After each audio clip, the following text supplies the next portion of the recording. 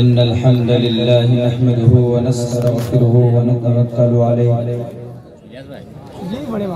ونعوذ بالله من شرور أنفسنا ومن سيئات أعمالنا من يهده الله فلا مضل له ومن يضلله فلا هادي له ونشهد أن لا إله إلا الله وحده لا شريك له ونشهد أن سيدنا ومولانا محمدا عبده ورسوله أما بعد فأعوذ بالله من الشيطان الرجيم بسم الله الرحمن الرحيم يرفع الله الذين آمنوا منكم والذين أوتوا العلم درجات وقال الله تبارك وتعالى في القرآن المجيد وقال فتية آمنوا بربهم وزدناهم هدى وربطنا على قلوبهم إذ قاموا فقالوا ربنا رب السماوات والأرض قال النبي صلى الله عليه وسلم طلب العلم فريضة على كل مسلم وقال النبي صلى الله عليه وسلم من أراد العلم فليتدبر القرآن فإن فيه علم الأولين والآخرين وقال النبي صلى الله عليه وسلم خيركم من تعلم القرآن وعلمه أو كما قال النبي عليه الصلاة والسلام. All compliments, all physical prayer and all monetary worship are for Allah. Peace be upon you, O Prophet, and Allah's mercy and blessings, peace be upon us and righteous slaves of Allah subhanahu wa ta'ala. I bear witness that no one is worthy except of Allah subhanahu wa ta'ala. In the name of Allah, the most gracious, the most merciful, O my Lord, expand me my praise, is my task for me, remove the impediment from my speech so they may understand what I say. Bahunam janmanamante ज्ञानवान माम परपद्दीयते वासुदेवा सर्वमिति समहात्मा सुदुर्लभः तस्मात् शास्त्रं प्रमाणं कार्य अकार्य व्यवस्थितो ज्ञात्वा शास्त्र विधानोक्तं कर्म कर्तुमर्हसि उदारा सर्व एवैते ज्ञानी तात्मेव मयिमतम् आस्थितः सहि युक्तात्मा मामेवामुत्तमां गतिम् ओम सहना भवतु सहनो भुनक्तु सवीर्यं कर्मावहै तेजस्वनावधीतमस्तु मा विद्विषावहै ब्रह्मानंतमनादि विश्वकुर्दजं सत्यं परं शाश्वतं विद्या यस्य सनातनी निगम्भिर्दयी ओम शांति ओम शांति ओम शांति। सदर महफिल मुअज़्ज़ज़ उलमाए किराम और इस पंडाल में गयूर मुसलमानों, नौजवान साथियों, बहुत मुबारक महफिल और बहुत कामयाब आपका ये जलसा। 13 हुफ़ाज़ किराम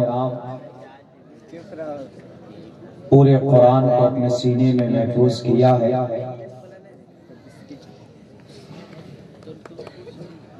बड़े खुशकिस्मत हैं इस बस्ती के लोग, आपकी ये पूरी बस्ती वाले, इनके लिए बड़ी सआदत की बात है।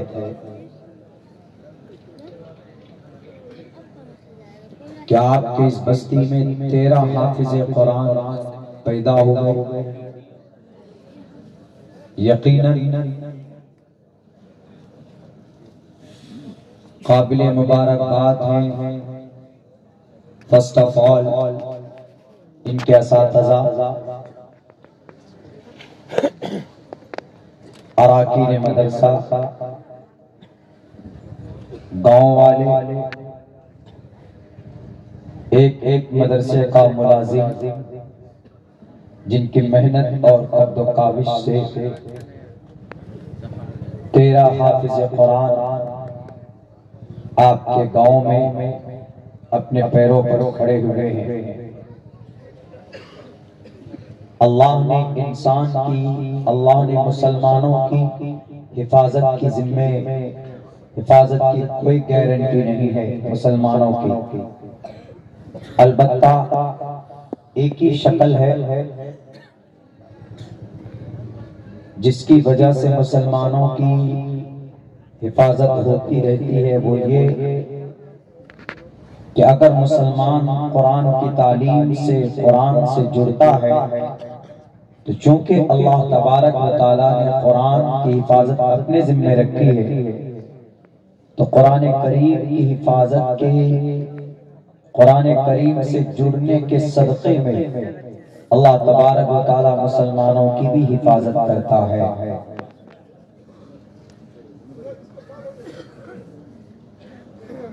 بڑی خوشی کی بات ہے، یقیناً میں دیکھ رہا ہوں، محسوس کر رہا ہوں،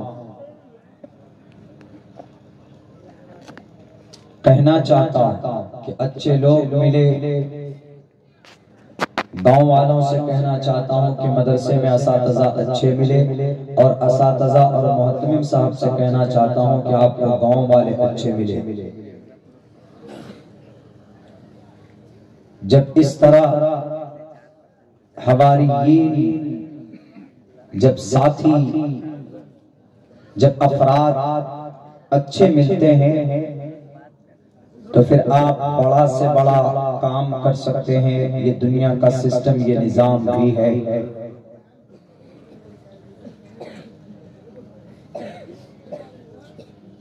ایک تو یہ مدرسہ جہاں قرآن کریم کی تعلیم ہوتی ہے،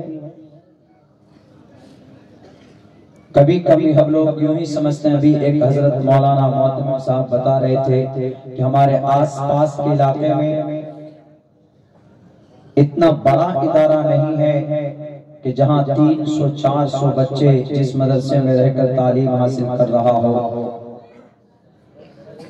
ایسا نہیں ہونا چاہیے۔ تعلیم ہی ایک ایسا راستہ ہے جس سے ترقی پاسبل ہے، ترقی ممکن ہے، ورنہ کوئی اور راستہ آپ سوچیں گے ترقی کے لیے تو میں دعوے کے ساتھ کہہ سکتا ہوں کہ امپاسبل، وہ ناممکن ہے، مشکل ہے۔ تاریخ گواہ ہے، دنیا کی سب سے ذلیل ترین قوم آج دنیا کی سب سے سپر پاور قوم بن چکی ہے۔ کس وجہ سے؟ کون سا راستہ، کون سا میتھڈ اپنایا؟ 2 کام انہوں نے کیے۔ جو کام ہمیں کرنا چاہیے وہ کام اس مظلوم اور اس غلام قوم نے کیا۔ 19ویں صدی عیسوی تک وہ قوم غلام تھی، ذلت کی زندگی گزارتی تھی۔ بہت عام اور مشہور ہے، آپ سب جانتے، قرآن کی اصطلاح میں ہم لوگ اپنی زبان میں ان کو یہودی بولتے ہیں۔ سب سے چھوٹی قوم، ان کے بڑی انویائی نہیں ہے، بڑی تعداد نہیں ہے ان کے ماننے والوں کی، بہت کم ہے۔ گن سکتے ہیں آپ یورپ کنٹریز کے اندر یہودیوں کو، کئی لاکھ یہودیوں کو تو گیس کے چیمبر میں مار دیا تھا ہٹلر نے کہ ان کا نام و نشان مٹ جانا چاہیے، ان کو اس زمین پر نہیں رہنا چاہیے۔ آخر کیسی محنت کی اس قوم کے ماں نے، اس قوم کے تھنکر نے، اس قوم کے مفکرین نے، اس وقت دعوے کے ساتھ یہ بات کہی جا سکتی ہے کہ دنیا کی تقدیر اگر کوئی بدل سکتا ہے دنیاوی اعتبار سے، کسی قوم میں اگر وہ طاقت ہے تو وہ یہودیوں کے اندر وہ طاقت ہے۔ اتنی بڑی تبدیلی کیسے آئی؟ ایجوکیشن سے، تعلیم سے۔ انہوں نے تعلیم کا راستہ اپنایا، دیکھتے ہی دیکھتے ڈے بائی ڈے گروتھ کرتے گئے، ترقی کرتے گئے، آج اس راستے پر پہنچے ہیں، اس بلندی پر پہنچے ہیں کہ انہوں نے گھر گھر میں اپنا سمبل قائم کر دیا ہے، اپنے مذہبی سمبل، مذہبی جھنڈا انہوں نے اپنی سازش یا اپنی کامیابی کے بلبوتے پر اپنا انہوں نے مذہبی جھنڈا گاڑ دیا۔ یہودی حضرت موسیٰ کو مانتے، حضرت موسیٰ کے پاس ایک عصا تھا جو کبھی کبھی اژدہا بن جاتا تھا۔ آج ڈاکٹر لوگوں کی کلینک پر دیکھ لیجئے، جو ان کا پہچان ہے ڈاکٹروں کا، کہ ہم ڈاکٹر کا سیمبل کیسے پہچانیں گے، تو وہی ایک ڈنڈا ہے، اس میں ایک ریپ کیا ہوا رسی کی مانند دکھاتے ہیں، وہ ریپ نہیں، وہ ایک ڈنڈا ہے جو عصا ہے، اور وہی ڈنڈا جو اژدہا بنا تھا وہ اس کو لپٹا ہوا ہے، وہ اژدہا۔ یہ یہودیوں کا سیمبل ہے، ان کا مذہبی ایک جھنڈا، ایک فلیگ ہے، پوری دنیا کے لوگ اس کو مانتے ہیں، اور ڈاکٹر لوگ اپنی کلینک پہ لگاتے ہیں اس کو۔ کیوں؟ ڈاکٹریٹ کی دنیا میں بھگوان مانے جاتے ہیں یہودی لوگ۔ ان کا بچہ پڑھتا ہے، ان کا بچہ ریسرچ کرتا ہے، پوچھو what do you want to be in your life, in your future، کہ تم اپنے مستقبل میں کیا بننا چاہتے ہو، تو یہودیوں کا بچہ کہے گا کہ ہم مستقبل میں بننا نہیں چاہتے، بلکہ ہم مستقبل میں کریٹ کرنا چاہتے ہیں، ہم مستقبل میں ہم نوکری پیدا کرنا چاہتے ہیں۔ ہمارے بھارت کے بچے سے پوچھو، ہمارے بچوں سے کہ کیوں پڑھتے ہو، تو وہ کہے گا کہ ہم نوکری کرنا چاہتے ہیں، ہم نوکری پانا چاہتے ہیں، اور یہودیوں کے بچے بولتے ہیں کہ ہم نوکری پیدا کرنا چاہتے ہیں۔ زمین و آسمان کا فرق ہے۔ تعلیم پر محنت کی وہ قوم کہاں سے کہاں چلی گئی۔ ہم نے پہلے تعلیم پہ محنت کی تھی، یہی وجہ ہے کہ دنیا کے پوری دنیا کے اندر 1924 تک ہمارا سکہ تھا۔ پوری دنیا میں کوئی نہ کوئی ملک ایسا ضرور تھا جہاں پر مسلم حکمران ہوا کرتے تھے، امیر المؤمنین ہوا کرتے تھے، امیر ہوا کرتے تھے، قرآن اور شریعت کے فیصلے کے مطابق زندگی ہوا کرتی تھی۔ 1924 تک یہ تاریخ چلی آ رہی ہے، کب سے؟ محمد رسول اللہ صلی اللہ علیہ وسلم کے بعد سے لے کر 1924 تک۔ 1924 میں یہ نظام ٹوٹا، حکمرانی کا، بادشاہت کا، عدالت کا۔ ترکی کے اندر اتا ترک پاشا جو دہریہ ہو گیا تھا، جو ایک طرح سے ملحد ہو گیا تھا، جو ایک طرح سے غلام بن گیا تھا۔ کون سا راستہ تھا؟ ایجوکیشن اور تعلیم کا راستہ تھا۔ آپ لوگ خوش قسمت ہیں گاؤں والے، یقیناً آپ کے نوجوانوں میں نے جوش دیکھا ہے، لیکن اس جوش کو اب صحیح دشا کی بھی ضرورت پڑتی ہے، صحیح دشا ملنی چاہیے۔ تو یہ قوم کی تقدیر ہے نوجوان، جوان جس قوم کے جوان صحیح راستے پر، صحیح میتھڈ پر چلنے لگ جائیں، اس قوم کی تقدیر بدل جاتی ہے، کیونکہ آپ ملت کی ریڑھ کی ہڈی ہیں، آپ اس قوم کی تقدیر ہیں۔ اگر آپ کی زندگی کے اندر انقلاب، آپ کی زندگی صحیح راستے پر ہو، تو دعوے کے ساتھ یہ بات کہنے پر کوئی تردد نہیں ہو سکتا کہ اس قوم کو بلندی تک جانے کے لیے کوئی نہیں روک سکتا۔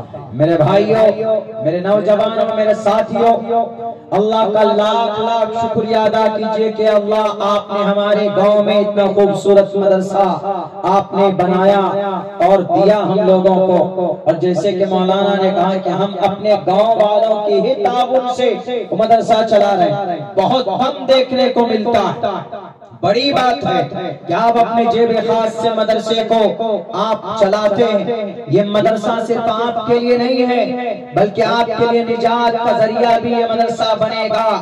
اللہ کے نبی فرماتے ہیں کہ قوم کے لوگوں، اذا مات الانسان انقطع عمله الا من ثلاث الا من صدقة جاریہ او علم ينتفع به او علم ينتفع به. کوئی مدرسہ بنا کر چلا جاتا ہے، لوگ پڑھتے رہیں گے، حافظ بنتے رہیں گے، قوم کے لوگ چلے جائیں گے، گاؤں کے لوگ مر جائیں گے، کئی نسل مر جائے گی، لیکن وہ مدرسہ زندہ رہے گا تو قیامت تک اس کا ثواب مدرسہ گاؤں والوں کو ملتا رہے گا جب تک بچے یہاں پر تعلیم حاصل کرتے رہیں گے.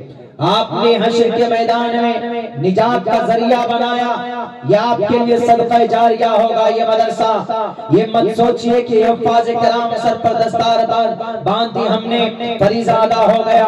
یہ کل آپ کے اوپر جہنم بھی اگر حرام ہو جائے تو ایک حافظ 10 لوگوں کو جہنم سے نکال کر ہاتھ میں پکڑ کر ان کو لے کر جنت الفردوس کی طرف لے کر جائیں گے. یہ عبداللہ نہیں بول رہا ہے، یہ اللہ کے نبی علیہ السلام کی حدیث بولتی. فَلْيُقَالُ لِصَاحِبِ الْقُرْآنِ فَلْيُقَالُ لِصَاحِبِهِ اے لِصَاحِبِ الْقُرْآنِ. قرآن کے دوست سے کہا جائے گا اقرأ وارتقی، پڑھو قرآن اور جنت کے دروازے پر چڑھتا جا. اور حافظ قرآن سنو، اکیلے مت جاؤ بلکہ اپنے ساتھ کم سے کم 10 آدمی کو لے کر جاؤ جن پر جہنم حرام ہو چکی ہے، ان کو جنت میں لے کر جاؤ. آپ نے 13 حافظ قرآن پیدا کیے، آپ 10 کو ملٹیپلائی کیجئے 13 سے کتنے 100 کو جنت لے کر جائیں گے. میرے بھائیوں، آپ اندازہ نہیں کر سکتے ہیں. آپ نے حافظ قرآن نہیں بنایا ہے، جنت الفردوس میں کل قیامت میں ان کے ماں باپ کو روشن تاج پہنایا جائے گا. منسٹر لوگ وہاں پر دیکھ کر حشاش کریں گے کہ اللہ کون ہے یہ. وہاں کہا جائے گا کہ یہ حافظ قرآن کے اماں اور ابا ہیں جنہوں نے اپنے بچے کو محنت مزدوری کر کر بھی انہوں نے حافظ قرآن بنایا تھا. تو حافظ قرآن بنانے کے صدقے میں ان کے ماں باپ کو چاند اور سورج سے کہیں زیادہ روشن تاج ان کو پہنایا جا رہا. وہاں پر کسی کو یہ مقام نہیں ہوگا، کسی گاؤں کے مکھیا کو نہیں ہوگا یہ مقام حاصل، کسی پروفیسر کو یہ مقام نہیں ملنے والا، دنیا کے کسی منسٹر کو نہیں ملنے والا، بلکہ وہ تو اٹک جائیں گے اپنے الیکشن کے پہلے پیریڈ کے کاپی لے کر وہاں کھڑے ہوں گے کہ اللہ ہمارا حساب کلیئر کر دیجئے، ہم چلے جائیں گے.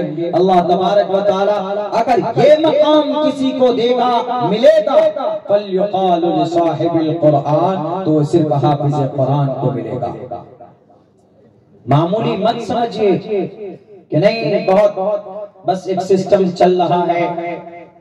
بڑا مقام ہوتا ہے ان کا اللہ تبارک و تعالیٰ کے نزدیک. اسی لیے جتنا ہو سکے اور ایجوکیشن کو عام کیجئے. ایجوکیشن ایک ایسا راستہ ہے کہ آج جو ہم لوگ اس دیش میں بہت جگہ سوال کرتے ہیں کہ مولانا عبداللہ صاحب یہ جو بہت خراب ماحول ہو رہا ہے ہمارے بھارت کا، ہم کیسے ان غلط ماحول کا مقابلہ کریں، ہم کیسے ان ظالم لوگوں کا مقابلہ کریں. صرف ایک راستہ ہے دنیاوی اعتبار سے، وہ یہ ایجوکیشن کا راستہ. دوسرا سب سے بڑا تو راستہ یہ ہے you must to connect اللہ سبحانہ و تعالی. اللہ سے قربت حاصل کیجئے. اللہ تبارک و تعالی تمام ظالموں کو دیکھے گا، لیکن سبب ہونا چاہیے ہم کیسے ظالم بادشاہ کا مقابلہ کر سکتے ہیں. سب سے پہلی بات you must to educate your child. آپ اپنے بچوں کو تعلیم دیجئے. اگر آپ کا بچہ تعلیم یافتہ ہوگا تو انشاءاللہ تبارک و تعالی وہ ضرور ظالم بادشاہ کے سامنے زبان کھول کر بات کرے گا، ڈرے گا نہیں وہ کبھی بھی. کیوں؟ اندر نالج ہے، اندر جانکاری ہے. نالج نہیں، جانکاری نہیں ہے تو سرنڈر ہو جاتے. ایجوکیشن ایک ایسا راستہ ہے، تعلیم ایک ایسا راستہ ہے کہ جس سے قوم کی گمراہی بھی دور کی جا سکتی ہے۔ اللہ کے نبی علیہ السلام کو اسی لیے اللہ تبارک و تعالیٰ نے سب سے پہلے کہا اقرأ باسم ربک، اپنے رب کے نام سے پڑھو، یعنی پڑھو، ایجوکیشن لو، تعلیم حاصل کرو۔ شریمد بھگوت گیتا کا ایک شلوک میں نے پڑھا ہے، تقریباً چھٹے ادھیائے کا ہے، 7واں اور چھٹا ادھیائے کا 7واں اور چھٹا منتر ہی